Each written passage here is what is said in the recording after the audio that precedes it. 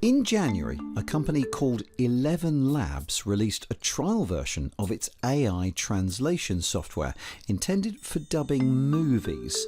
It went viral, but not in the way they'd hoped. James Clayton picks up the story.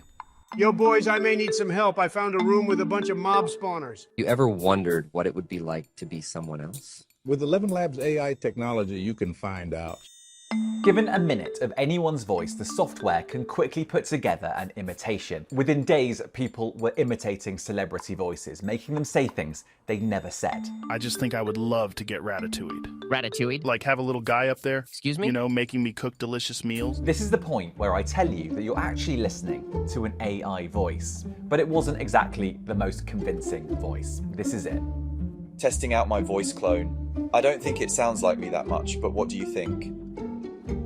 I'm going to record here too, just to, to have them on. My producer Ben and I spoke to the CEO and co-founder of ElevenLabs, Matti Stanishevsky, for the company's first broadcast interview. So I had a go at mimicking my own voice, and it was sort of reasonably successful, although it seemed to have a bit of an Australian accent. Majority of our work is based on public domain data, where majority of the voices and the work that we have actually US American accents.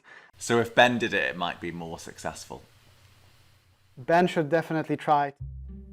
The company's terms and conditions are clear that you can only clone your own voice, but not everyone has abided by its rules.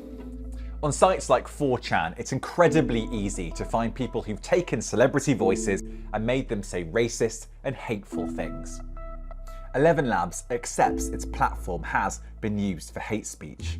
99% of content is that kind of positive scene that we've seen, and for less than 1% of what was generated, it was usually against terms of service, whether it was hate speech or variations of that. The company says only paid users can clone voices now, and they're developing a new tool to track down people abusing its platform. But ElevenLabs doesn't just do cloned voices. So just give me a second. The company has another tool where users can create a unique voice completely from scratch. Let's use a female gender. I'm gonna do a middle-aged, and I think even more fitting was a British accent. And I'm just gonna click generate. That's gonna create that entirely new voice that doesn't exist. Britain's first live public broadcast was made from the factory of Marconi's wireless telegraph company in Chelmsford. It's never been easier to imitate a politician's voice. Sleepy Joe, you have run this country to its absolute ground. Well, at least I do run sometimes, if you know what I mean. Mark Nitzberg is a professor at UC Berkeley's AI Research Lab. I asked him whether we should be worried about the presidential elections in 2024.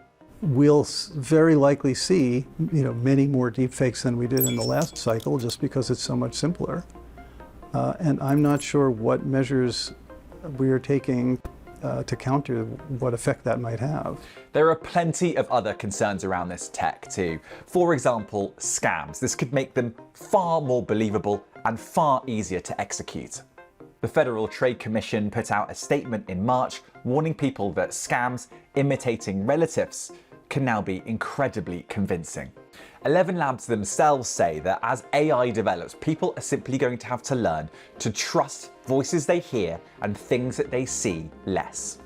And kind of the wider education is just making sure that people across know that as we think about audio, as we think about text, as we think about images, a lot of the content that's being created is likely or could be AI generated.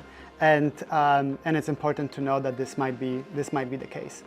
One needs to, again, take this approach where we think about what we want in a society before we allow the release of these tools. Voice cloning for the public is here to stay. It's very difficult to see how this is going to be put back in its box now.